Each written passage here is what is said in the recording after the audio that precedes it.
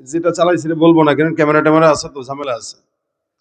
মোটামুটি ভালো স্পিডে চালানো যায় যদি রাস্তাঘাট ফাঁকা থাকে, কিন্তু কতটুকু আর ঘড়ির মিটার, গাড়ির মিটার 180-তে দাও, আপনি 70-এ চালাইতে পারবেন, সর্বোচ্চ টেনে হেসড়ে 70-এর উপরে উঠতে পারবেন, কিন্তু ইঞ্জিনে ধোয়া উঠে যাওয়ার সম্ভাবনা আছে।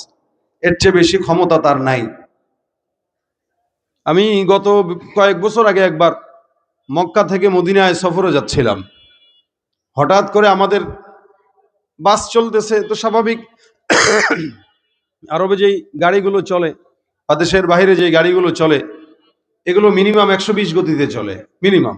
এটা তার একদম কমন একটা স্পিড। 120 গতিতে যখন গাড়ি চলতেছে, আমরা হঠাৎ করে তাকায় দেখলাম ডান পাশ দিয়ে একটা ঘোড়সওয়ারি তার ঘোড়াকে আমাদের গাড়িকে চোখের পলকে ওভারটেক করে সামনে চলে গেল। তা আমার গাড়ি যদি চলে 120-এ, না হলেও এই ঘোড়ার দৌড় আছে 180। আমরা কিছুক্ষণ তাকায় রইলাম অবাক হয়ে, ধুলা উঠতেছে।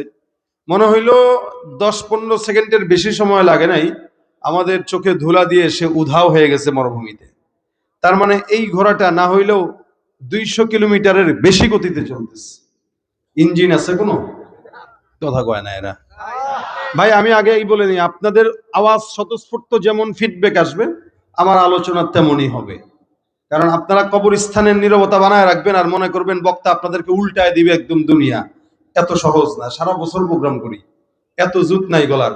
আপনারা গলা বাঁচাইবেন, আমি গলা বাঁচায় কথা বলবো। আপনারা যদি সজাগ থাকেন, ওয়াজও হবে, ফাঁকে দু একটা গজলও শোনাবো। এখন আপনাদেরকে আমি ঠেলে ঠেলে গজল শোনানোর মতো কোনো ইচ্ছা আমার নাই। এখন আপনারা কি করবেন সেটা আপনাদের হিসাব। কথা যদি আমার সাথে বলেন তাহলে আলোচনা আমি করব, যদি না বলেন তাহলে চুপচাপ চোখ বন্ধ করে ওয়াজ করে চলে যাওয়ার যোগ্যতা আল্লাহ আমার দিয়েছে। সুতরাং আপনারা কোনটা করবেন এটা আপনাদের হিসাব। খালি হাক করে তাকায় থাকেন না চেহারার দিকে। আ করে না তাকায় ব্যাট কায় খালি খালি হু হা করা লাগে। বউর লগে বসছেন স্বামী একসাথে, খালি যদি বউ খালি এমনি আসে স্বামী কবে কি রে এটা ব্যাক করলে কি, আই লাভ ইউ কইলে আই লাভ ইউ টু তো বলা লাগে। তা আমি আপনাকে আই লাভ ইউ কইতেছি, আপনারা টু ও কন্যা হু ও কন্যা কি আমরা দেখতে পারেন না নাকি? হ্যাঁ, আওয়াজ টাওয়াজ দিলে ওয়াজ হবে, গজল হবে, আর নইলে চুপচাপ আমি আলোচনা করে চলে যাই। একটা বারও জিজ্ঞাসা করবো না ভাই ঠিক না ভাই ঠিক, কিচ্ছু জিজ্ঞাসা করবো না, আমি আমার মতো চলে যাব। আপনারা যে ইচ্ছা আমিও তো ইচ্ছা বলে দিলাম, আর দ্বিতীয়বার যেন বলতে না হয়। দেখেন, একটা ঘোড়ার যদি এত স্পিড হয়, দ্রুতগামী একটা ঘোড়ার যদি এত স্পিড হয়, তাহলে আল্লাহ পাক রব্বুল আলামিন দুনিয়ার ঘোড়ার এই হালত হলে জান্নাতের যেই ঘোড়া ওইটা কত বড় স্পিডওয়ালা হবে, এটা তো বুঝাই যায়। নবী সাল্লাল্লাহু আলাইহি সাল্লাম বলেন, যেই জান্নাতের গাছ লাগবে সুবহানাল্লাহর বিপরীতে, এটার গোড়া এত বড়, দ্রুতগামী ঘোড়া 500 বছর দৌড়াইলেও শেষ করতে পারবে না। তার মানে দৌড়াইতেই থাকবে, দৌড়াইতেই থাকবে, দৌড়াইতেই থাকবে। সুবহানাল্লাহ। যতক্ষণ বসা থাকবেন আওয়াজ হবে। আবার বলেন সুবহানাল্লাহ, আলহামদুলিল্লাহ, আল্লাহু আকবার। আল্লাহ কবুল করুক, বলেন আমিন। ভাইরা আমার, আমরা নবীর উম্মত, আমি আগেই বলেছি আমরা নবীর উম্মত, এটা আমাদের পরিচয়। এছাড়া যেটা, এটা পরিচয়টা শুধু পর্বের জন্য, লিতাআরাফু, যাতে পরিচিত হওয়ায়। আল্লাহ পাক আমাদেরকে আখিরি নবীর উম্মত হিসেবে যেরকম সম্মান দিয়েছেন, এরকম সম্মান পূর্ববর্তী কোন নবীর উম্মতকে আল্লাহ পাক দেন নাই। আমাদেরকে যেটা দিয়েছেন, কেমন? আমরা সবার আগে জান্নাতে যাব, তারপরে সব নবীর উম্মতরা সিরিয়াল ধরবে। সিরিয়াল কাদের আগে? আমাদের আগে। আমাদের নবীর দিক থেকে আমাদের নবী সবার চেয়ে দামি, আর উম্মতের দিক থেকে আমরা সবার চেয়ে দামি। নবীর দিক থেকে আমাদের নবী, আমাদের নবী, আর উম্মতের দিক থেকে বলেন না, বলেন না, আমরা। কারা? আমরা। নবীর দিক থেকে মুহাম্মদুর রাসূলুল্লাহ, উম্মতের দিক থেকে আমরা। কত সম্মান আল্লাহ পাক দিয়েছেন। কিয়ামতের ময়দানে 120 কাতার উম্মত হবে, 120 কাতার। 120 কাতারের ভিতরে নবী বলেন 40 কাতার উম্মত সমস্ত নবীদের উম্মত, আদম থেকে ঈসা পর্যন্ত যত নবী আছে সব নবীর উম্মত, মাত্র 40 কাতার। বাকি 80 কাতার হবে, রাসূল বলেন শুধুমাত্র আমি মুহাম্মদুর রাসূলুল্লাহ সাল্লাল্লাহু আলাইহি ওয়াসাল্লাম। কোথায় 40, কোথায় 80? সাহাবারা বলেন, ইয়া রাসূলুল্লাহ, পেঁচ লাগবে না? কাউরে ঢুকাইতে যায়, কারে ঢুকায় ফেলেন, আবার চিনবেন কিভাবে এত কোটি কোটি কোটি কোটি মানুষের ভিতরে কে আপনার, কে আদমের, কে ইব্রাহিমের, কে ইসমাইলের? কেমনে বুঝবেন?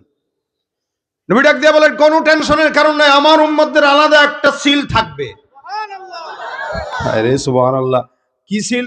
এই যে নামাজ পড়ছেন এশার, ওযু করছেন তো, সেজদা দিছেন তো, নবী বলেন এই ওযুর জায়গা, সেজদার জায়গা এমন ভাবে উজ্জ্বল করে দিবে যেগুলো শুধুমাত্র আমার উম্মতের থাকবে, আর আমি এদেরকে দেখে দেখে চিহ্নিত করে করে জান্নাতে ঢোকায় দেব।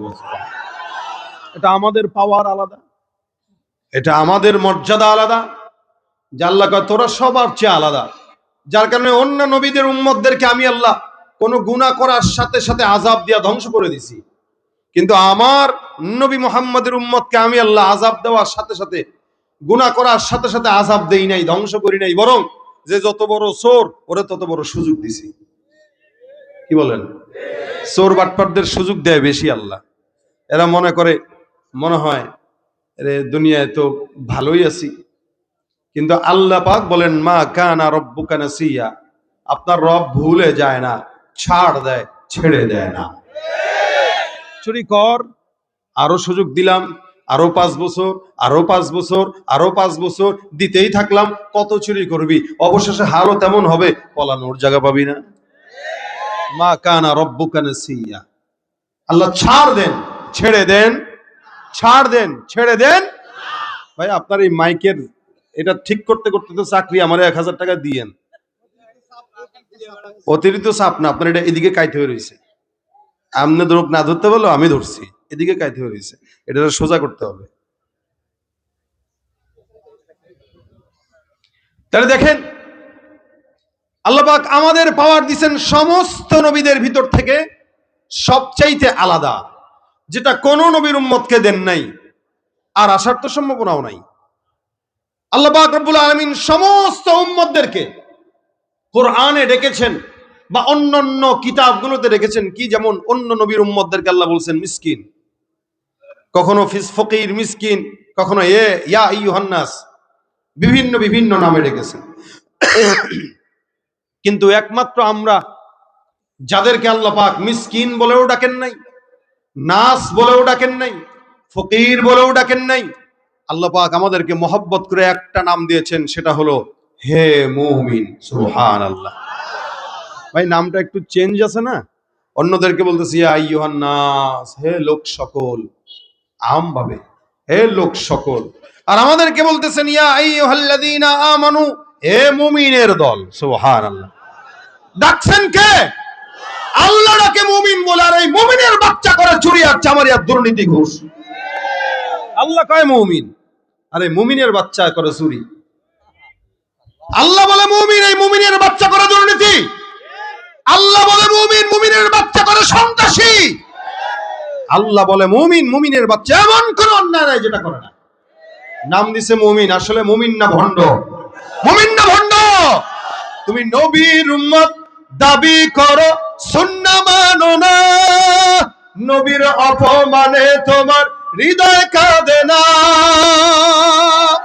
তুমি নবীর উম্মত দাবি করো, সুন্নাহ মানো না, নবীর অপমানে তোমার হৃদয় কাঁদে না। তুমি বিজাতীয় সংস্কৃতিতে সপেছ পরাণ, তুমি কেমন মুসলমান, তুমি কেমন মুসলমান? ঠিক কিনা? নামাজের সাথে নাই পরিচয়, মানো না কোরআন, নামাজের সাথে নাই পরিচয়, মানো না কোরআন, তুমি কেমন মুসলমান, তুমি কেমন মুসলমান? মুসলমান নামের না কামের? কি হওয়া দরকার বলেন? কি হওয়া দরকার বলেন? কামের, নামের নয়। নামের মুসলমানের অভাব নাই, যার কারণে এখনো পর্যন্ত এদেশে ইসলামী হুকুমত আসে নাই। নামের মুসলমানের অভাব নাই, এ কারণে এই দেশের সরকারে বা রাষ্ট্রে এদেশে এখনো পর্যন্ত ইসলাম আসে নাই। যদি নামের মুসলমান হইতো এত সংখ্যা দরকার ছিল না, বহু আগে ইসলাম কায়েম হয়ে যেত। আল্লাহ বলেন মুমিন, আর হে ঘুষের কারবারি করে। আল্লাহ সব নবীদেরকে নাম যখন দিয়েছেন, কোরআনে ভিন্ন ভিন্ন নামে ডেকেছেন, মানে নাম ধরে ধরে ডেকেছেন। যেমন আদমকে আল্লাহ পাক ডাকেন, ঈসাকে ডেকেছেন, নূহকে ডেকেছেন, জাকারিয়াকে ডেকেছেন, ঈসাকে ডেকেছেন, মোহাম্মদ কেউ ডেকেছেন, কিন্তু তাদের ডাকা আর আমাদের নবীর ডাকা আসমান জমিন পার্থক্য। আল্লাহ বলেন, ইয়া আদম উসকুন আনতা ওয়া যাওজুকাল জান্নাহ। আমার আল্লাহ ডাক দিয়া বলেন, হে আদম। এখানে আল্লাহ পাক ডাক দিয়া বলেন, ইয়া আদম। আদমকে আল্লাহ পাক রব্বুল আলামিন নাম ধরে ডাকলেন। আল্লাহ পাক বলেন, ইয়া জাকারিয়া ইন্না নুবাশশিরুকা বিগুলাম। জাকারিয়া নবীকে আল্লাহ পাক রব্বুল আলামিন নাম ধরে ডাকলেন। আল্লাহ পাক বলেন, ইয়া ইয়াহইয়া খুযিল কিতাবা বিকুওয়া। ইয়াহইয়া পয়গম্বরকে আল্লাহ পাক রব্বুল আলামিন নাম ধরে ডাকলেন। আমার আল্লাহ বলেন, ইয়া নূহ ইহবিতু বিসালামিন মিন্না ওয়া বারাকাতিন আলাইক। এখানে আল্লাহ পাক নূহ পয়গম্বরকেও নাম ধরে ডাকলেন। আল্লাহ পাক রব্বুল আলামিন বলেন, ইয়া মূসা লা তাখাফ। এখানে আল্লাহ পাক রব্বুল আলামিন মূসাকে নাম ধরে ডাকলেন। আল্লাহ পাক বলেন, ওয়া যাকারিয়া ওয়া ইয়াহইয়া ওয়া ইলিয়াস। এখানেও আল্লাহ পাক রব্বুল আলামিন যাকারিয়া, ইয়াহইয়া, ইলিয়াসকেও নাম ধরে ডাকলেন। ওয়া ইব্রাহিম ওয়া ইসমাঈল ওয়া যাল কিফল। এখানে আল্লাহ পাক ইব্রাহিম, ইসমাঈলকে নাম ধরে ডাকলেন। আমার আল্লাহ পাক রব্বুল আলামিন জায়গায় জায়গায় যত নবীকে ডাকলেন, সব নবীকে আল্লাহ পাক রব্বুল আলামিন নাম ধরে ধরে ডাকলেন। আল্লাহ পাক রব্বুল আলামিন যখন মুহাম্মদুর রাসূলুল্লাহ সাল্লাল্লাহু আলাইহি ওয়াসাল্লামকে ডাকার প্রয়োজনীয়তা অনুভব করলেন, কোরআনের ফাতিহা থেকে নিয়ে নাস পর্যন্ত একটা জায়গাতেও ইয়া মুহাম্মদ বলে আল্লাহ ডাকেন নাই। আমার আল্লাহ পাক সব নবীকে নাম ধরে ধরে ডাকলেও আমার নবীকে নাম ধরেন নাই। আমার আল্লাহ পাক রব্বুল আলামিন আপনার আমার পয়গম্বরকে যখন ডাকলেন, আল্লাহ পাক আদবের সঙ্গে সম্মানের সঙ্গে ডাক দেয়া বলেন, ইয়া আইয়ুহান নবী। এখানে আল্লাহ পাক রব্বুল আলামিন নবী বলে সম্বোধন করলেন। আল্লাহ পাক রব্বুল আলামিন কখনো কখনো আমার পয়গম্বরকে রাসূল বলে সম্বোধন করলেন। আল্লাহ বলেন, ইয়া আইয়ুহার রাসূল। আল্লাহ পাক কখনো কখনো নবী বলে ডাকছেন, কখনো কখনো রাসূল বলে ডাকলেন। আল্লাহ পাক কখনো কখনো ভিন্ন ভিন্ন নামে ডাকলেন। যেমন নাকি একটা সন্তানকে যখন এলাকার মানুষ মহব্বত করে, পরিবারের লোক মহব্বত করে, তখন একজন এক এক নামে ডাকে। মা এক নামে, বাবা এক নামে, দাদা এক নামে, নানি এক নামে। আমার আল্লাহ পাক রব্বুল আলামিন আকায়ে নামদার মুহাম্মদুর রাসূলুল্লাহ সাল্লাল্লাহু আলাইহি ওয়াসাল্লামকে এত মহব্বত করলেন, যার কারণে ভিন্ন ভিন্ন নামে ডাক দিয়া আল্লাহ পাক সুখ পান। আল্লাহ পাক কখনো কখনো নবীকে ডাক দিয়া বলেন, ইয়া আইয়ুহাল মুজাম্মিল। এখানে আল্লাহ পাক রব্বুল আলামিন মুজাম্মিল বলে ডাক দেয়। কখনো আল্লাহ পাক ডাক দিয়া বলেন, ইয়া আইয়ুহাল মুদ্দাসসির। কখনো আল্লাহ পাক রব্বুল আলামিন বলেন, ইয়াসিন ওয়াল কুরআনিল হাকীম। আল্লাহ পাক রব্বুল আলামিন কখনো কখনো বলেন, তাহা মা আনজালনা আলাইকাল কুরআনা লিতাশকা। এক এক জায়গায় এক এক নামে এক এক ডাকে সুন্দর করে আল্লাহ পাক আপনার আমার নবীকে ডাকলেন। আল্লাহ পাক কোন জায়গায় মোহাম্মদ বলেন নাই, সব জায়গায় মোহাম্মদ বাদ দিয়া নবী আর রাসূল বললেন। আল্লাহ পাক বলেন, লাকাদ কানা লাকুম ফি রাসূলিল্লাহি উসওয়াতুন হাসানাহ। এখানে আল্লাহ পাক আমার নবীকে রাসূল বলে সম্বোধন করলেন। আল্লাহ পাক ডাক দিয়া বলেন, লাকাদ জাআকুম রাসূলুম মিন আনফুসিকুম। এখানে আল্লাহ পাক রাসূল শব্দটাই ব্যবহার করলেন। আল্লাহ পাক রব্বুল আলামিন যদিও কোন জায়গায় মুহাম্মদ শব্দ উল্লেখ করলেন, কিন্তু ওই জায়গায় মুহাম্মদের পাশে আবার রাসূল শব্দটাও লাগাইলেন, যার কারণে আল্লাহ বলেন, মুহাম্মাদুর রাসূলুল্লাহ ওয়াল্লাযীনা মাআহু আশিদ্দাউ আলাল কুফফার। এখানে আল্লাহ পাক রব্বুল আলামিন মুহাম্মদের পাশে রাসূল শব্দটাও লাগায় দিলেন। আমার আল্লাহ অন্য আয়াতে বলেন, ওয়ামা মুহাম্মাদুন ইল্লা রাসূল। আল্লাহ পাক রব্বুল আলামিন মুহাম্মদ তো আল্লাহর নবীকে ডাক দিয়া বলেন, মুহাম্মদ তো মুহাম্মদ নয়, তিনি হলেন রাসূল। অন্য আয়াতে আল্লাহ পাক বলেন, মা কানা মুহাম্মাদুন আবা আহাদিম মির রিজালিকুম ওয়ালাকির রাসূলুল্লাহ ওয়া খাতামান নাবিয়্যিন। এখানে আল্লাহ পাক রব্বুল আলামিন বললেন, মোহাম্মদ তোমাদের কোন পুরুষের বিধান নয়, মোহাম্মদের পরিচয় দুইটা। এক নাম্বার, আল্লাহ পাক রব্বুল আলামিন বলেন মুহাম্মাদের পরিচয় হলো ওয়ালাকিন রাসূলুল্লাহ, ওয়ালাকিন রাসূলুল্লাহ। আমার আল্লাহ ডাক দিয়া বলেন মুহাম্মাদের এক নাম্বার পরিচয় তিনি হলেন আল্লাহর রাসূল। দুই নাম্বার পরিচয় ওয়া খাতামান নবীয়্যিন, এই নবীর পরে আর কোন নবী আসার সম্ভাবনা নাই। ইনি হলেন আখিরি নবী, শেষ নবী। যারা এই নবীকে শেষ নবী মানে না তারা মুসলমান হতে পারে না। নবীর পরে নবী আছে। আল্লাহ নবী ডাক দেয়া বলেন আমার পরিচয় হলো এমন একটা দেয়ালের মতো, যে দেয়ালের মধ্যে সমস্ত ইটগুলো লাগানো হয়ে গেছে, একটা মাত্র ইটগুলা বাকি। যেই ইটটাকে আল্লাহ পাক লাগানোর মাধ্যমে নবুয়তের দেয়াল পরিপূর্ণ করে দিয়েছেন। কিয়ামত পর্যন্ত আর কোন নবী আসার সম্ভাবনা নাই। আজকে সমাজে যারা গোলাম আহমদ কাদিয়ানীকে কাফের মনে করে না, এগুলা সব হলো কাদিয়ানীদের মতো কাফেরের দল। নবীর পরে নবী নাই, বলেন নবীর পরে নবী নাই। সংসদে আইন চাই। এদেশে রাষ্ট্র ক্ষমতার পালা বদল বারবার দেখেছি। মদের আইন পাশ হয়েছে কিন্তু কাদিয়ানী কাফের আইন পাশ হয় নাই। আগামীর বাংলাদেশে যদি ইসলাম ক্ষমতায় আসে, আমরা চাই কাদিয়ানী কাফের এটা সংসদে পাশ হোক, ঠিক কিনা জোরে কও। কি হবে শেষ নবীজির উম্মত বলে দাবি করে যদি ওই নবীর চেয়ার কাদিয়ানীরা দখল করে? কি হবে শেষ নবীজির উম্মত বলে দাবি করে যদি ওই নবীর চেয়ার কাদিয়ানীরা দখল করে? নবীজির জন্য যদি রক্তের বহে নদী, নবীজির জন্য যদি রক্তের বহে নদী, তবুও হটবো না এই দাবি থেকে। কি হবে বেঁচে থেকে অযথা বিদ্যা শিখে যদি না করতে পারি শোষণবিহীন সমাজটাকে? কথা জোরে বলতে হবে, কাদিয়ানী কি? ভাইরা আমার, আল্লাহ পাক রব্বুল আলামিন পরিচয় তুলে ধরলেন। মুহাম্মাদের শেষ পরিচয় ওয়ালাকিন রাসূলুল্লাহ ওয়া খাতামান নবিয়্যিন।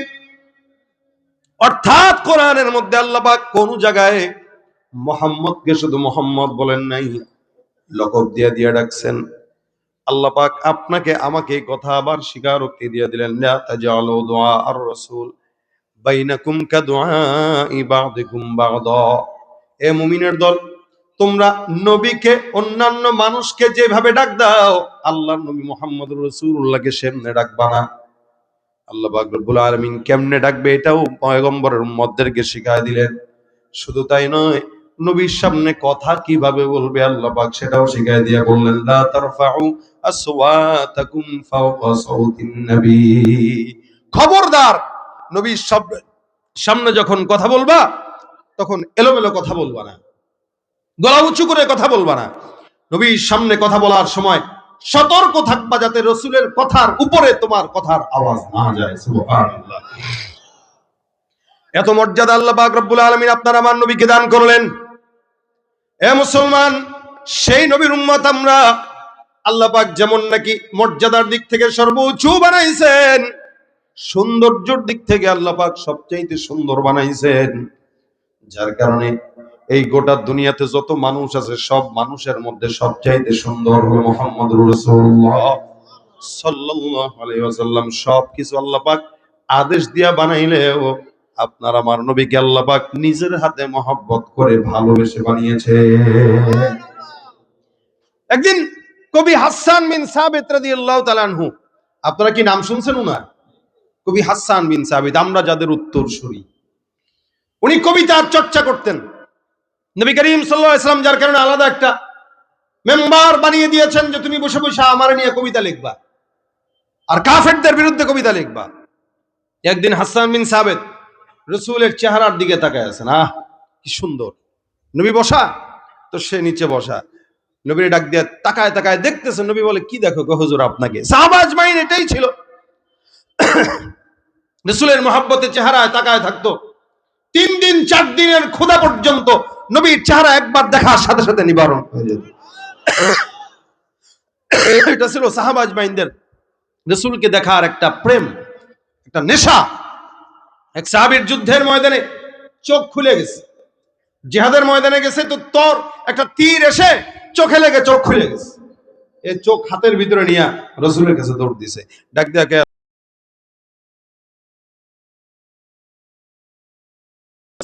যুদ্ধের ময়দান থেকে চোখ হারায়া চোখটা হাতে নিয়ে নবীর কাছে আসছে, হুজুর চোখটা একটু লাগায় দেন। নবী ডাক দেয়া কয় সবর করো, যুদ্ধের জন্য ইমানের জন্য চোখ হারাইছো, তো চোখের বিনিময়ে আল্লাহ তোমার জান্নাত দান করবেন। রাসূলের কথা যেটা, চোখের বিনিময়ে জান্নাত দিবেন। সাহাবী কয় হুজুর আল্লাহর কাছে কি জান্নাতের কোনো অভাব পড়ছে? কয় না, সেটা তো পড়ে নাই। কয় তাহলে আমার চোখ নিয়ে আল্লাহ আমাকে জান্নাত দেওয়া লাগবে কেন? বুঝেন নাই কথা আপনারা? প্রশ্নটা কি যুক্তি না অযৌক্তিক? আল্লাহর কাছে জান্নাতের অভাব আছে বলে না, তাহলে আমার চোখ নিয়ে কেন জান্নাত দেওয়া লাগবে? হুজুর আমি চোখও চাই, আল্লাহর জান্নাতও চাই। নবী বলেন বাপরে বাপ, কাম তো সারছে। নবী যেই জামানায় থাকবো, বেঁচে থাকবো, চোখ একটা থাকবে না। এক চোখ দিয়ে আপনারা দেখে তো মন ভরে না, দুই চোখ দিয়েই তো দেখে মন ভরতে পারি না, এক চোখ দিয়ে কিভাবে মন ভরে? নবী চোখটা লাগায় দেন। রাসূল সাল্লাল্লাহু আলাইহি ওয়াসাল্লাম তার বরকতি হাতে চোখ নিয়ে সাহাবের এখানে লাগায় দিয়েছেন। সাহাবী বলতেছেন ইয়া রাসূলুল্লাহ, আগে যেটা ছিল ভালো, ওই ভালোটার চাইতে এটা যেন পাওয়ার বেশি বেড়ে গেছে। জামানায় থাকবো আর আপনাকে দেখবো না, এটা কেমনে হয়? সাহাবাদের প্রেম ছিল এটা, নবীকে দেখার জন্য পাগল। আম্মা জান আয়েশা বলেন কখনো কখনো ঘরের ভিতরে লাইট নিবানো, প্রত্যেকটা মানুষের একটা সূর্য আছে, সকালবেলা উদিত হয়। লানা শামসুল ওয়ালিল আফাক, শামস আল্লাহর নবীর আম্মা জান আয়েশা রাদিয়াল্লাহু তাআলা আনহা বলেন প্রত্যেকটা মানুষের একটা সূর্য আছে যেটা সকালবেলা উদিত হয়। আমি আয়েশার একটা সূর্য আছে প্রতিদিন এশার নামাজের পর আমার ঘরের মধ্যে উদিত হয়। আম্মা জান আয়েশা কখনো কখনো সুই দিয়া কিছু সেলাই করতেন, ঘরের ভিতরে যদি বাতি নিভে যাইতো, নবী সাল্লাল্লাহু আলাইহি ওয়াসাল্লাম ঘরে তাশরীফ আনার পর আম্মা জান আয়েশা দেখতেন যে আমার সুইটা রাসূলের চেহারার বরকতে খাটের কর্নারে পড়ে আছে, দেখতে পেতাম। নবীর চেহারা এত বরকতময়, জাবির ইবনে সামুরা রাদিয়াল্লাহু তাআলা আনহু বর্ণনা করেন, আমি একবার উঠানের মধ্যে পয়গম্বরের চেহারার দিকে নজর দিয়ে দেখলাম আল্লাহর নবী লাল দোরা কাটা একটা কাপড় দিয়ে সুন্দর করে উঠানের মধ্যে বসা। আল্লাহ নবীর সাহাবী জাবের বিন সামুরা বলেন আমি আসমানের চাঁদের দিকে তাকাইলাম, আসমানে একটা চাঁদ জ্বলজ্বল করতেছে, জমিনের ভিতরে পয়গম্বর মুহাম্মদুর রাসূলুল্লাহ সাল্লাল্লাহু আলাইহি ওয়াসাল্লাম বসা। আমি একবার আসমানের চন্দ্রের দিকে তাকাই, একবার আমার বরকতি নবীর চেহারার দিকে তাকাই, আল্লাহর নবীর চেহারার দিকে তাকাই, বরকতি আসমানের চাঁদের দিকে তাকাই। জাবের রাদিয়াল্লাহু তাআলা আনহু ডাক দিয়া বলেন আল্লাহর কসম, আমার কাছে মনে হলো ওই আসমানের পূর্ণিমার চাঁদের চাইতে আমার নবীর চেহারা কোটি গুণে বেশি সুন্দর। হাসান বিন সাবিত নবীর চেহারার দিকে তাকায় তাকায় দেখে আর কয় ইয়া রাসূলুল্লাহ, আপনার চেহারা দেখলে প্রেমে পড়ে যায়। নবী একটা কবিতা মনে আসছে, বলবো নি? নবীরে ডাক দিয়া বলতেছেন হাসান বিন সাবিত, নবী একটা কবিতা মনে আসছে, মাথায় আসছে, আপনারা নিয়ে লিখবো নি? রাসূল কয় লেখো। হাসান বিন সাবিত কবিতা রাসূলের চেহারার দিকে তাকায় তাকায় তাকায় তাকায় লেখে ওয়া আহসানু মিন কালাম তারাকাতু আইনি ওয়া আজমালু মিন কালাম তালিদিন নিসা খুলিকতা মুবাররাআম মিন কুল্লি আইবিন কাআন্নাকা কদ খুলিকতা কামা তাশা। হাসান বিন সাবিত ডাক দিয়া বলেন ওয়া আহসানু মিন কালাম তারাকাতু আইনি, এ দুনিয়ার কবিরা শুনে রাখো, কবি কবিতা লেখে তার ডার্লিং নে নিয়ে, যে হারাম সম্পর্ক তার নিয়ে লেখে, যত নষ্টামি ছড়ায় এই কবিতার মাধ্যমে, কিন্তু হাসানের কবিতা তার জন্য নাজাতের উসিলা হয়ে গেছে। রাসূলকে বলেন ইয়া রাসূলুল্লাহ ওয়া আহসানু মিন কালাম তারাকাতু আইনি, এই দুনিয়াতে আমার চোখ আপনার চেয়ে সুন্দর কোন মানুষকে জিন্দেগিতে দেখে নাই। আপনি এত সুন্দর, কত মানুষ দেখলাম এই জমিনে, কত মানুষ হাজার হাজার, কিন্তু আমার চোখ আপনার চেয়ে সুন্দর কাউকে কোনোদিন দেখে নাই। ওয়া আজমালু মিন কালাম তালিদিন নিসা, জমিনে যত মানুষ আছে, মা বোনরা আছে, আদম পয়গম্বর থেকে আজ পর্যন্ত কোন নারী কোনদিন আপনার চাইতে বরকতময় কোন পুরুষ জন্ম দেয় নাই। সুবহানাল্লাহ। এ মুসলমান, আমিনার গর্ভে থেকে আমার নবীকে বের করার জন্য আল্লাহ পাক রব্বুল আলামিন আদম পয়গম্বর, আম্মা জানা হাওয়া থেকে আমিনা পর্যন্ত যত মহিলাদেরকে নিয়েছেন, বুঝছেন, আমিনার মা, তার মা, তার মা, তার মা, তার মা করে করে আম্মা জান হাওয়া পর্যন্ত যত মানুষ গেছে, আল্লাহ নবী বলেন, মা বাগাত ইমরাত নবীন কত।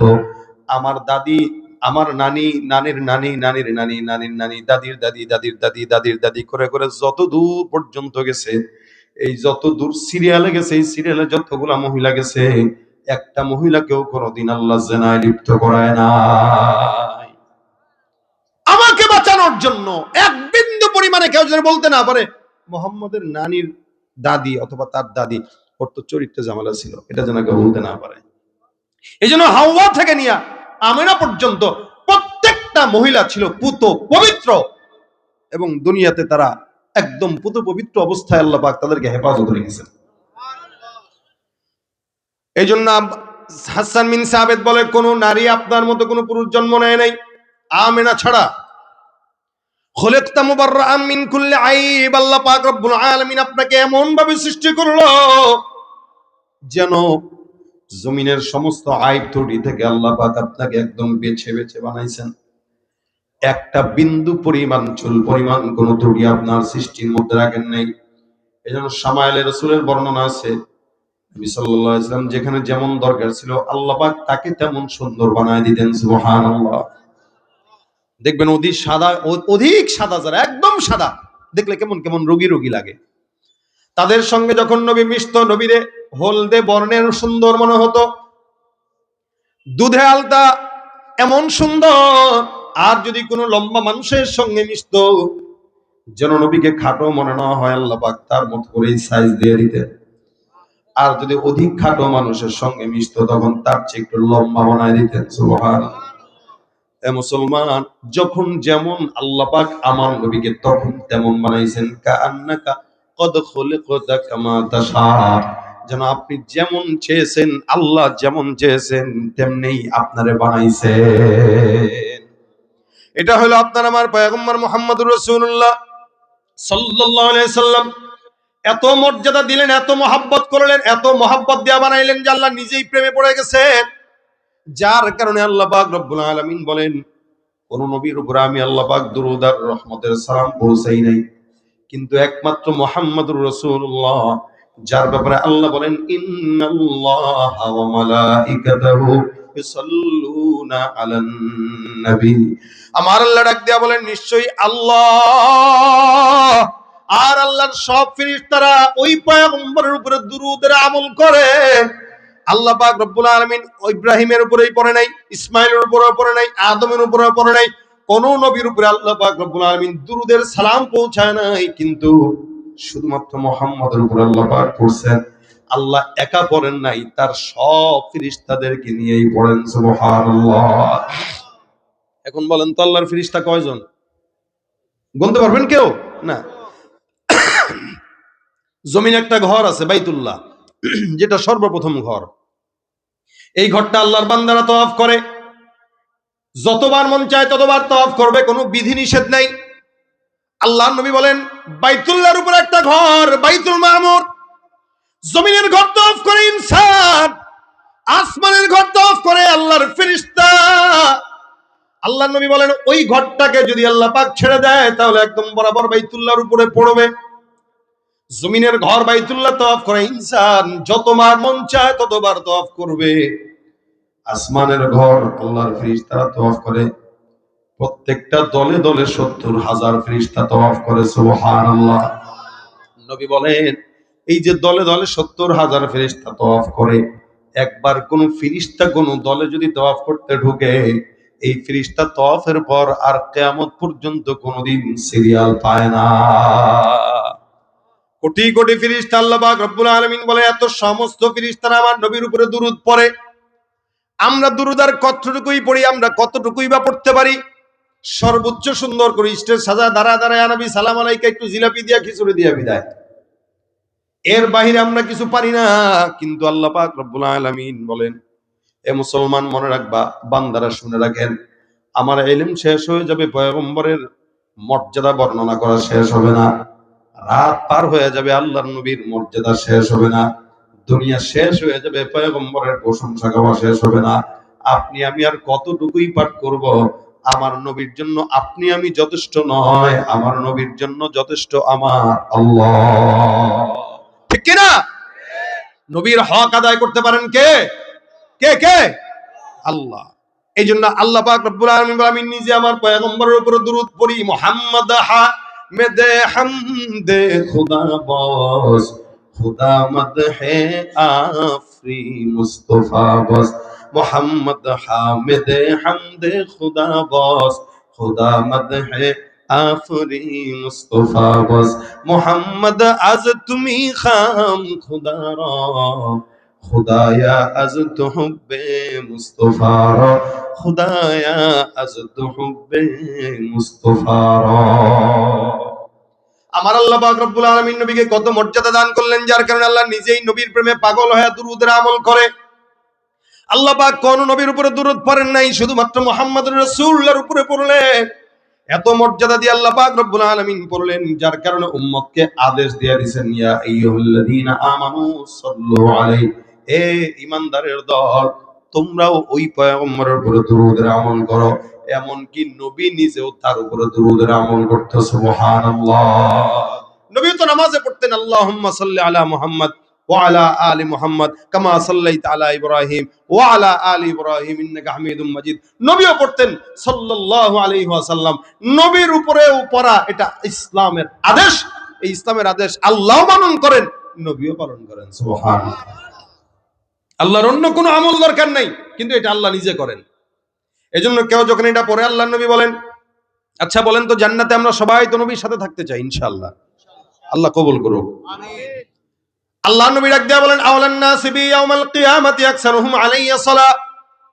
নবী ডাক দিয়া বলেন, শুনো, জান্নাতের ময়দানে আমার পাশের জান্নাতে কেউ যদি থাকতে চাও, আমি নবী বললাম, আমার উপরে যেই বান্দা বেশি বেশি দুরূদ পড়ে, আমি আল্লাহ নবীর জান্নাতে পাশের ঘরে ওই লোকটাকেই আল্লাহ পাক রব্বুল আলামিন রাখবেন, সুবহানাল্লাহ।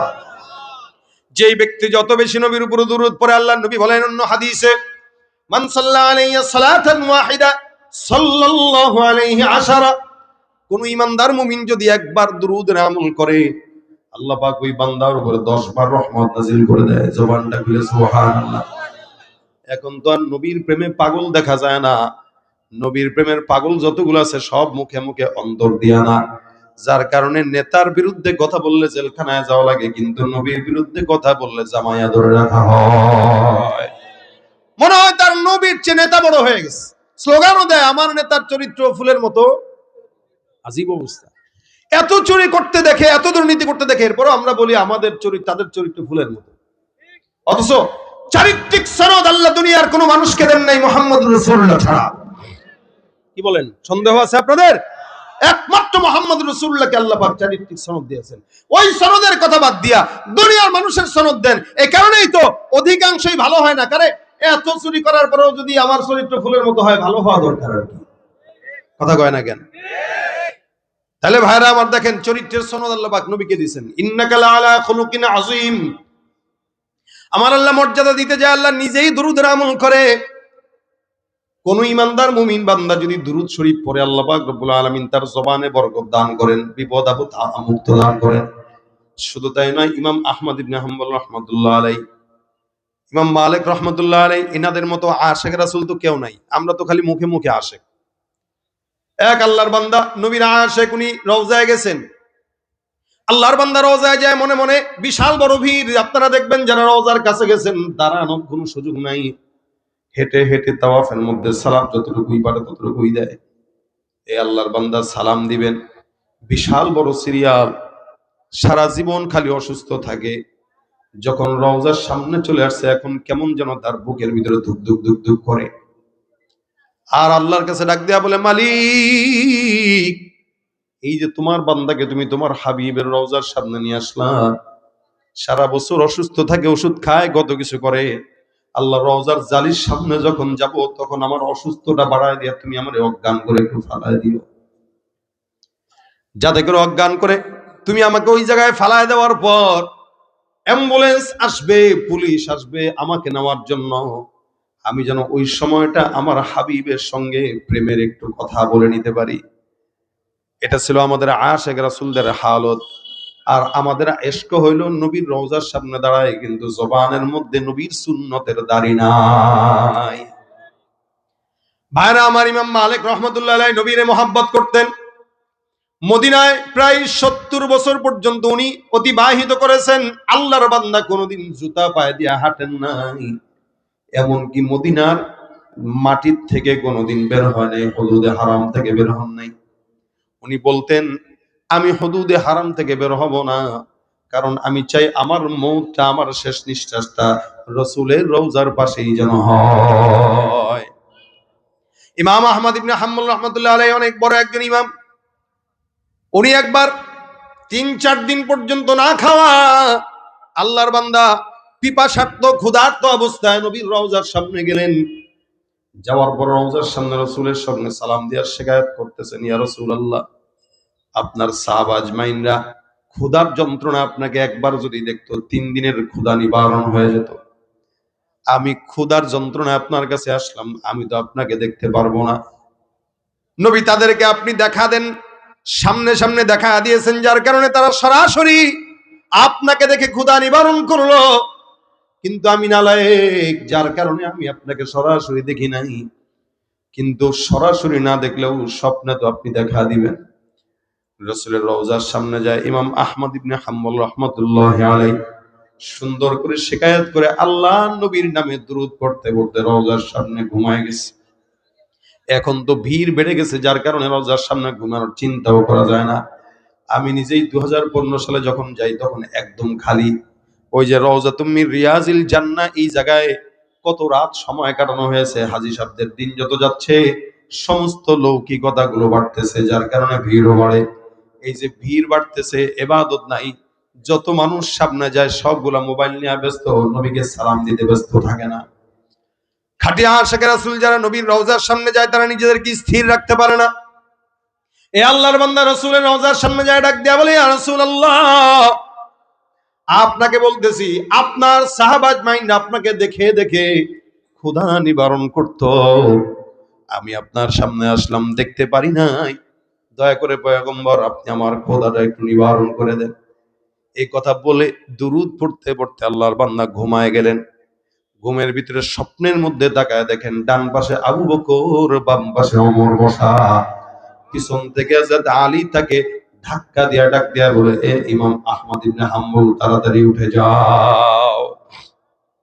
ঘুমের ভিতরে আল্লাহর বান্দা স্বপ্নের ভিতরে দেখে আবু বকর আর ওমর, ওদিক দিয়ে আলী রাদিয়াল্লাহু তাআলা আনহু তারা ডাক দিয়া বলে, তাড়াতাড়ি উঠো, আকা নামদার মুহাম্মদুর রাসূলুল্লাহ আসবে।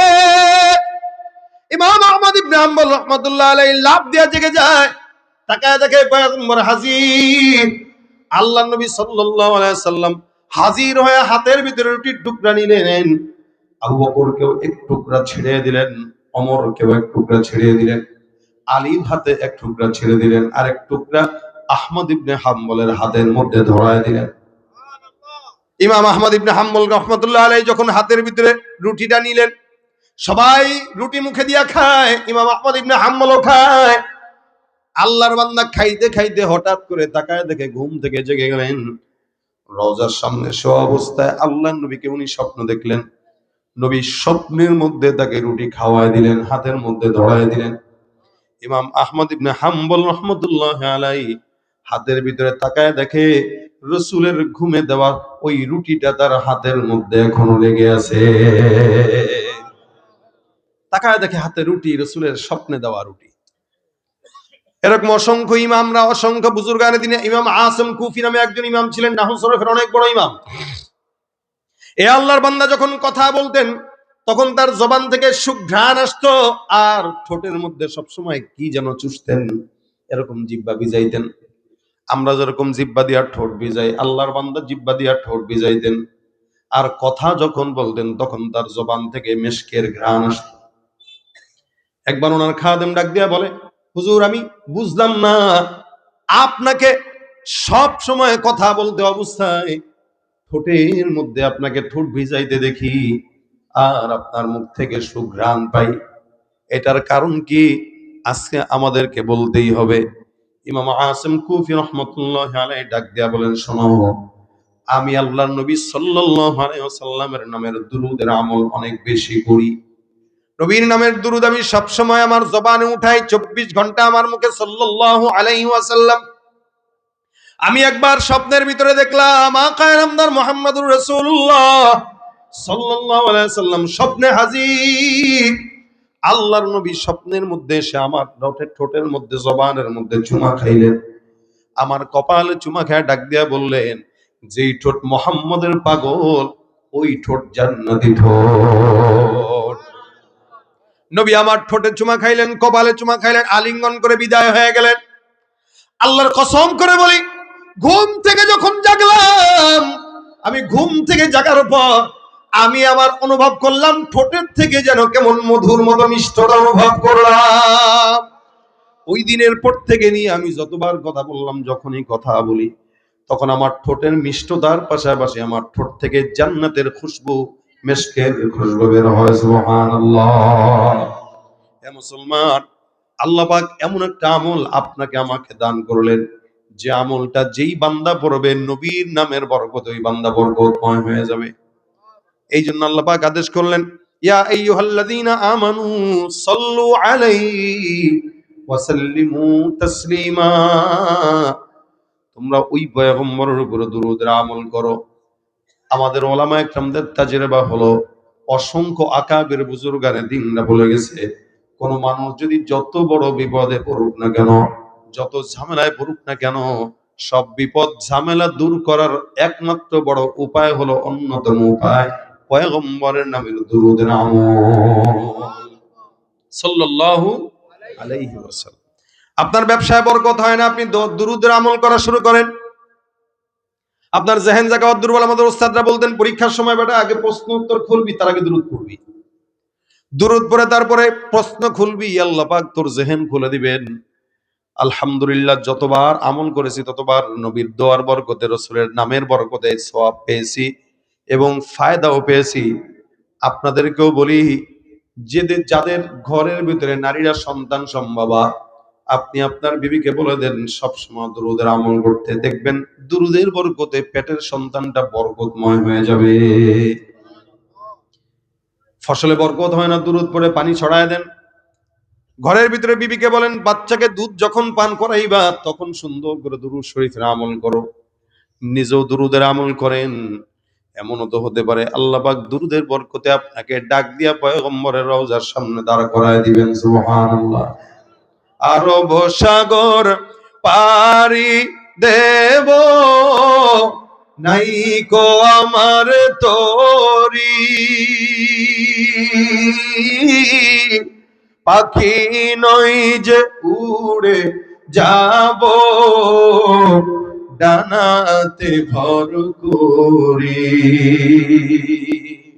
আরব সাগর পারি দেব,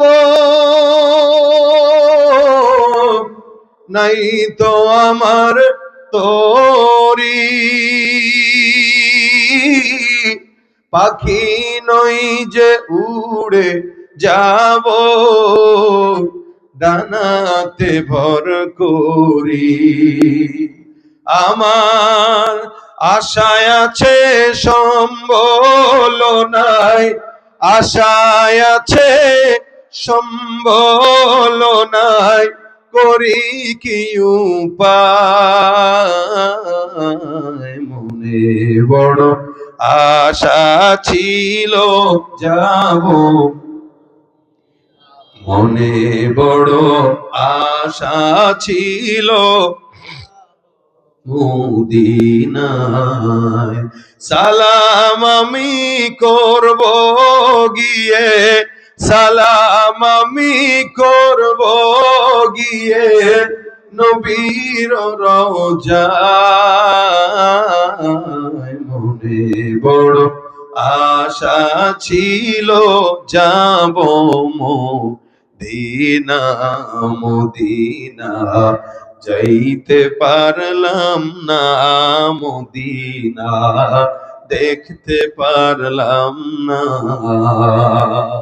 আমি অসহায় তাই এত দূরে, আমি অসহায় তাই এত দূরে রই, শুধু সালাম জানাই মদিনা যাইতে পারলাম না, মদিনা দেখতে পারলাম না। মদিনার নাম কত সুন্দর,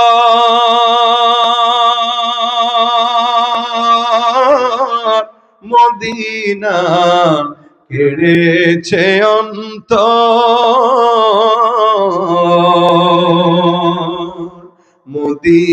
মদিনার নাম কত সুন্দর, মদিনা কেড়েছে অন্তর। ওই মদিনার পথের ধুলি আমি, ওই মদিনার পথের ধুলি আমি মাখতে পারলাম না। মদিনা দেখতে পারলাম না, মদিনা যাইতে পারলাম না। আমি অসহায় তাই এত দূরে, আমি অসহায় তাই এত দূরে রই, শুধু সালাম জানাই। মদিনা দেখতে পারলাম না, মদিনা যাইতে পারলাম না। মনে বড় আশা ছিল যাব মদিনায়। যেতে চাই তো ইনশাআল্লাহ? চাই সবাই? আল্লাহ মদিনার জন্য কবুল করুক, বলেন আমিন। মদিনা যদি যেতে চান আমল একটা, কয়টা? একটা। বেশি বেশি আজকে থেকে নিয়ত করেন, যখন সময় হয় তখন দুরূদের আমল করবেন। বসে আছেন সাল্লাল্লাহু আলাইহি ওয়াসাল্লাম, শুয়ে আছেন সাল্লাল্লাহু আলাইহি ওয়াসাল্লাম। আশরাফ আলী থানভী রাহমাতুল্লাহ আলাইহি একটা আমল দিয়েছেন ওনার কিতাবে। উনি বলেন, কোন ইমানদার মুমিন যদি প্রতিদিন 1000 বার দুরূদ শরীফ পড়ে ঘুম যায়, আল্লাহ পাক তার ফজল ও করমে স্বপ্নে পয়গম্বরকে দেখা দিয়ে দিবেন। এটা ইয়াকিনের সাথে পড়বেন, ইয়াকিনের সাথে ইনশাআল্লাহ। হয়তো আলসামি লাগবে, কিন্তু রসুলকে একবার দেখার পরে এমন লোভ লাগবে, মনে হবে যে আরো ভালো করে দেখি, বেশি দেখি। তাই আমল বাড়াই দিচ্ছেন। এই জন্য যে দোকানপাটে আছেন দোকানপাটে পড়বেন, রিক্সা চালান রিক্সা চালানো অবস্থায় পড়বেন, হুন্ডা চালাইতেছেন হুন্ডা চালানো অবস্থায় পড়বেন, মাদ্রাসায় বসে আছেন তো তখন পড়বেন। অর্থাৎ আমরা আমাদের সময় যেই পরিমাণে অপচয় করি, এটা যদি একটা হাতে ডিজিটাল তসবিহ উঠায় নেন, দেখবেন ওই ডিজিটাল তসবির বরকতে আপনার প্রত্যেক দিন না হলে 5-7 হাজার বার দরুদ পড়া হয়ে গেছে। খালি একটা তসবিহ হাতে রেখে দেখেন, এটা পরীক্ষিত। একটা তসবিহ হাতে থাকলে অটোমেটিক জিকির হয়। ভাই তসবিহ কিছু না, কিন্তু তসবিহ মুজাক্কারাত এটা আমাদেরকে মনে করায় দেয়, মনে করায় দেয় তোর জিকির করতে হবে। এই জন্য তসবিহ হাতে রাখা এটা আমাদের বুজুর্গানের দিনদের একটা আমল। তসবিহ, হ্যাঁ, ইমাম হযরত আবু হুরায়রা রাদিয়াল্লাহু তাআলা রাখতেন। উনার শীতানে বালিশের কিনারায় 2000 গিটের একটা দড়ি ছিল। তখন তো আর এরকম তসবির মতো আধুনিক তসবিহ ছিল না, তো ওনারা এটাকে বানায় নিতেন মুজাক্কারাত। উনার বালিশের কিনারায় 2000 গিট দেওয়া একটা দড়ি ছিল। উনি প্রত্যেক দিন রাত্রেবেলা ঘুমানোর আগে সুবহানাল্লাহ এই শব্দটা 2000 বার পড়ে ঘুম দিতেন। আমরা তো ঘুমানোর আগে হেডফোন কানে দিয়া গান শুনতে শুনতে ঘুমাই, অভ্যাস বানায় নিছে এটা। মুভি দেখতে দেখতে ঘুমায় যুবকেরা, নাটক দেখতে দেখতে ঘুমায়। মরণ যদি অবস্থায় হয় তো জাহান্নাম ছাড়া তার উপায় নাই। এজন্য হাতে তাসবিহ নিয়ে যদি সাল্লাল্লাহু আলাইহি সাল্লাম পড়তে পড়তে ঘুমান, তো মরণ হইলেও রাসূলের দুরূদের বরকতে জান্নাত হয়ে যাবে। এজন্য আজকে থেকে নিয়ত করেন, রাসূলের উপর দুরূদ পড়বেন তো ইনশাআল্লাহ। একবার পড়লে 10টা নেকি, 10 বার রহমত, 10টা গুনাহ মাফ। 10টা গুনাহ মাফ, 10 বার সম্মান বুলন্দ হয়ে যাবে। রাসূলের সাথে দিদার তো নসিব হবেই ইনশাআল্লাহ। এজন্য যতক্ষণ পারেন, আমি আমার জিন্দেগির টার্গেট এটা বানাইছি, আমি আকসার মাহফিলে মানুষকে দুরূদের আমল দেই। কেন দেই? যে আমার হয়তো দুর্বলতা থাকবে, কিন্তু আল্লাহ পাক যদি এই উসিলায় আমাদের মাফ করে, আমার উসিলায় যদি কিছু মানুষ পড়ে, এই উসিলায় যদি আমি সওয়াব পাইতে, এটাই কামিয়াবি। আজকের এই মজমা যদি আপনারা কিছু পড়েন আর কাউকে যদি আবার তারগিব দেন যে ভাই এটা পড়েন, তা আপনারাও সওয়াব পাবেন ইনশাআল্লাহ। কারণ এটা আল্লাহ নিজে আমল করে, এই আমলটা আল্লাহ পাক নিজে করে, এটা আমাদের জন্য ওয়াজিব করা, এটা সাধারণ কোনো আমল না। আল্লাহ পাক যেন আমাদেরকে এই আমলটা বেশি বেশি করার তৌফিক দান করে, বলেন আমিন। তাহলে আজকের এই মাদ্রাসার মাহফিলে যতক্ষণ আলোচনা শুনছেন, সেই মাগরিব থেকে এই পর্যন্ত, মাগরিবের পরে মনির সাহেবের হুজুর ওয়াজ শুনছেন, এশার পরে আলী আকবর সাহেবেরটা শুনছেন, এখন আমারটা শুনছেন। এই 3টা ওয়াজের থেকে যার কাছে যেটা সহজ মনে হয়, যেটা মনে হয় যে এটা আমি নিতে পারবো, এই আমলটা আমার জীবনে ফিট করি, ইনশাআল্লাহ প্রোগ্রাম কামিয়াব হওয়ার জন্য বেশি ওয়াজ দরকার নেই। এই 3 হুজুরের 3টা আমলই যথেষ্ট। আল্লাহ যেন আমাদের কামিয়াবি দান করে, বলেন আমিন। যা বললাম শুনলাম ভুল ত্রুটি থাকলে যেন আল্লাহ পাক ক্ষমা করে দেয়, বলেন আমিন। মাদ্রাসার মাহফিল, আলহামদুলিল্লাহ, আপনারা যেই পরিমাণে মাদ্রাসার জন্য দান করেছেন, আল্লাহর রহমতে ফজল ও করমে সব সময় এভাবে দানের হাতকে প্রসারিত করবেন ইনশাআল্লাহ। তাহলে এই প্রতিষ্ঠানটা আরো উন্নয়ন হবে। অনেক পুরনো প্রতিষ্ঠান, আপনাদেরই প্রতিষ্ঠান, এখান থেকেই এক একজন বড় বড় হাফেজে কোরআন না বের হবে, আলেমে দ্বীন না বের হবে। ইনশাআল্লাহ আমরা যদি এই প্রতিষ্ঠানকে আগায় নেই, আমাদের সমাজ এগিয়ে যাবে। প্রতিষ্ঠান আগায় নেব, তো এই সমাজ থেকে, এই প্রতিষ্ঠান থেকে বড় বড় হাফেজ, যেরকম মনির সাহেবের মতো ওলামা একরাম বের হয়ে সারা বাংলাদেশে দ্বীনের খেদমত করবে। তা আমরা চাই এই মাদ্রাসার সমস্ত হাফেজ যারা আছে এবং যারা সহযোগিতা করে, আল্লাহ পাক প্রত্যেককে যেন নাজাতের ফয়সালা করে দেয়, বলেন আমিন। আলোচনা যতটুকু হলো এতটুকুই শেষ, বাসা পর্যন্ত নেব দুরূদ শরীফ। রাজি আছে ইনশাআল্লাহ? রাজি আছে ইনশাআল্লাহ? আল্লাহ পাক যেন আজকের এই মজমাকে এতটুকুতেই বরকতময় করেন, বলেন আমিন। এই শেষমেশ উঠবেন মোনাজাত না দিয়া? তাহলে উঠতেছেন কেন? উঠতেছেন কেন? এক সময় আমরা মাহফিল করতাম, মাহফিলের শেষে মানুষ ভিড়তো কেন? যে গজব কি বলে, ওয়াজ যতটুকু শুনছি বা না শুনছি, মোনাজাতটা ধরে যাই। এক সময় মানুষ আখেরি মোনাজাতের জন্য রাস্তায় আশেপাশে দাঁড়ায় থাকতো, মোনাজাতের আগে ঢুকে যেত। আর এখন কোন জামানা আসলো, ওয়াজ শুনে 1.5-2 ঘন্টা, 5 ঘন্টা, 10 ঘন্টা, মোনাজাতের আগে শয়তান কয়, আরে বেটা উঠ, আমার খালাতো ভাই না তুই, নাকি থাকবি আর? তো খালাতো ভাই বলে উঠায় দেয়। যারা উঠতেছে এরা সবাই শয়তানের খালাতো ভাই। একদম সোজাসুজি বলে দিলাম, যারা উঠতেছে মোনাজাত ছাড়া এরা শয়তানের খালাতো ভাই। এতক্ষণ শয়তান তারে শোনাইছে, হাতের ভিতরে ময়লা নিয়ে তারে বাড়িতে পাঠাবে, জানে যে ও গুনাহ করলে এই গুনাহ সাফ হওয়ার দরকার নাই, ও যেন গুনাহগার হয়ে থাকে। এই কারণে ময়লা সাফ ছাড়াই বাসায় নিতে চাইতেছে। তা আমরা শয়তানের খালাতো ভাই হয়ে যেতে চাই না, আমরা মোনাজাত করে নিষ্পাপ হয়ে যেতে চাই ইনশাআল্লাহ। তা আমার সঙ্গে সর্বশেষ একটা নাতে রাসূল গাবেন, আওয়াজ দিয়া গাবেন সবাই। আল্লাহ পাক রব্বুল আলামিন আমাদেরকে এই নাতে রাসূলের বরকতে যেন কবুল করে, বলেন আমিন। আমি আপনাদের সামনে যেই নাতে রাসূল পরিবেশন করবো, এটা পরিচিত, সবাই পারেন। অনেকেই রাসূলের শানে নাত গান গাইতে চান, ভুল ভাল গান। আমাদেরকে অনেকে মেসেজ দেয় যে আপনাদের গজলের বই থাকলে আমাদেরকে জন্য নিয়ে আসবেন। তাদের জন্য চর্চার জন্য গজলের বই আছে, যেগুলো পরিচিত আমাদের, এগুলোর সম্বলিত।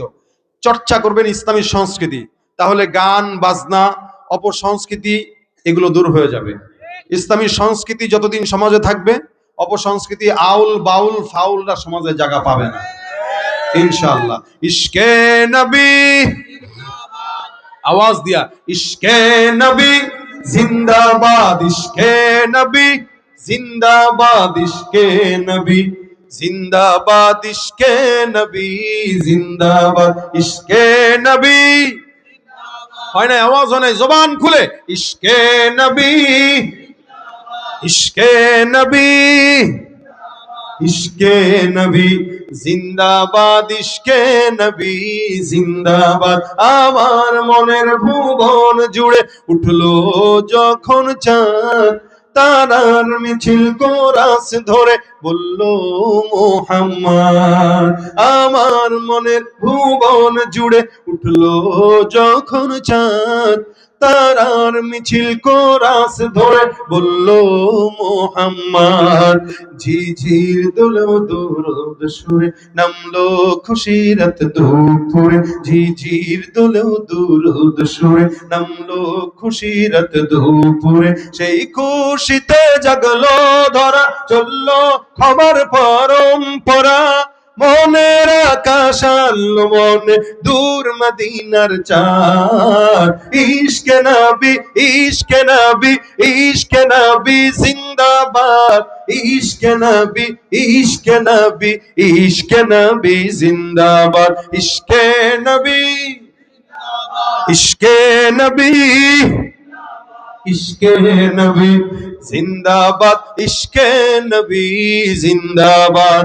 রক্ত কণায় দফায় দফায় উঠে শিহরণ, মুহাম্মাদের নামের সুরে গায়ে পাখি যখন আকুল সুরে শিল্পী কবি গাইলে প্রেমের নাতে নবী, আকুল সুরে শিল্পী কবি গাইলে প্রেমের নাতে নবী, মন হয়ে যায় পাগল পারা নামায় দু চোখ অশ্রু ধারা, দিল পরিবেশ দুরুদ সুরে চায় দিদারের সাথ, ইশকে নবী ইশকে নবী ইশকে নবী জিন্দাবাদ, ইশকে নবী ইশকে নবী ইশকে নবী জিন্দাবাদ, ইশকে নবী ইশকে নবী ইশকে নবী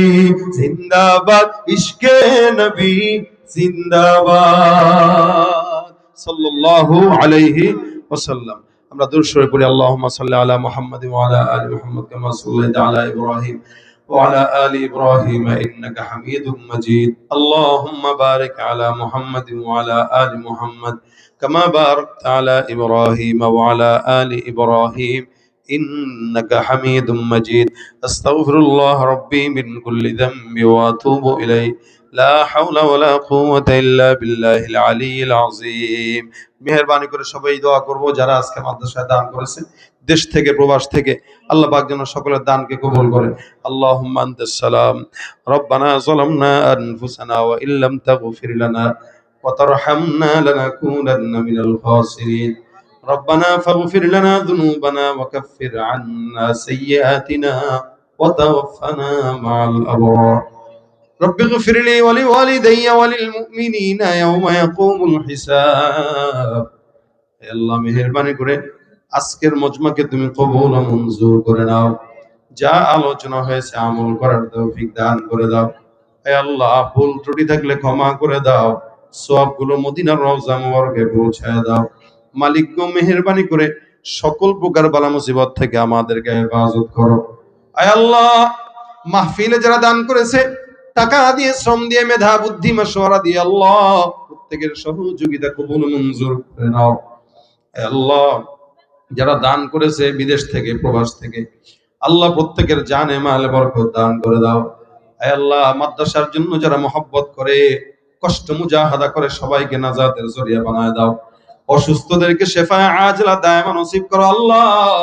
অভাবগ্রস্তদের অভাব দূর করে দাও, ঋণগ্রস্তদের ঋণগুলো পরিশোধ করে দাও। আয় আল্লাহ, আমাদের ভিতরে যারা বিপদে আছে, আল্লাহ সব প্রকার বালা মুসিবত বিপদ থেকে তাদেরকে হেফাজত করো রব্বুল আলামিন। আমাদের মধ্যে যাদের মা বাবা, দাদা দাদি, নানা নানি, ভাই বোন, আত্মীয় স্বজন অন্ধকার কবরে শুয়ে আছে, আল্লাহ প্রত্যেকের কবরগুলোকে জান্নাতের বাগান বানায় দাও। যাদের মা বাবা বেঁচে আছে, মা বাবার খেদমত করার তৌফিক দান করে দাও। মা বাবাকে আল্লাহ নেক হায়াতে তাইয়্যিবা তাওয়িলা দান করে দাও। হে আল্লাহ, মেহেরবানি করে আল্লাহ আমাদেরকে তুমি তোমার হাবিবের রওজা না দেখায় মউত দিও না। যারা একবার দেখেছে বারবার বারবার যাওয়ার তৌফিক দান করে দিও আল্লাহ রব্বুল আলামিন। মাদ্রাসার উস্তাদ ছাত্রদেরকে কবুল করে নাও। হে আল্লাহ, মাওলানা মনিরুল ইসলাম আইবি সাহেব সহ, আলী আকবর সহ, আল্লাহ যারা উলামা একরামরা দ্বীনের কথা বলে, প্রত্যেককে তুমি স্বাস্থ্য কণ্ঠ সুস্থ রেখে দ্বীনের খেদমত করার তৌফিক দাও রব্বুল আলামিন। এই মাদ্রাসায় যারা এবার হাফেজ কোরআন হয়েছে, আল্লাহ তাদেরকে তুমি তোমার খাঁটি হক্কানি রব্বানি হিসেবে কবুল ও মঞ্জুর করে নাও। এলাকার উপরে খাস রহমত নাজিল করে দাও, বাংলাদেশের উপরে খাস রহমত নাজিল করে দাও। মা বোনদেরকে পর্দার বিধান মেনে চলার তৌফিক দান করে দাও। মা বোনদেরকে সকল প্রকার বালা মুসিবত থেকে হেফাজত করো আল্লাহ। اللهم صل على محمد النبي الأمي وعلى آله وسلم تسليما رب ارحمهما كما ربياني صغيرا سبحان ربك رب العزة عما يصفون وسلام على المرسلين والحمد لله رب العالمين السلام عليكم ورحمة الله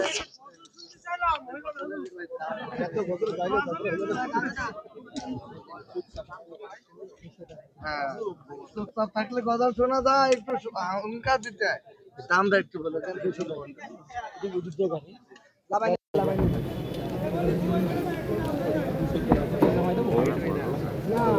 আপনার এগুলো লাভাই নেই। আসসালামু আলাইকুম।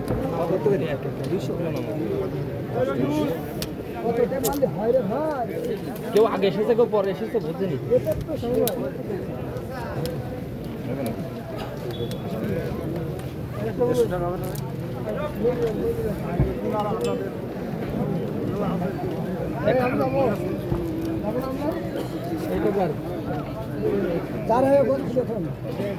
খুলে তুলি হয় এক একটা মাইক ওখানে বেশ দাম এই কালো টাকার কালোটা আমার ভাই হ্যাঁ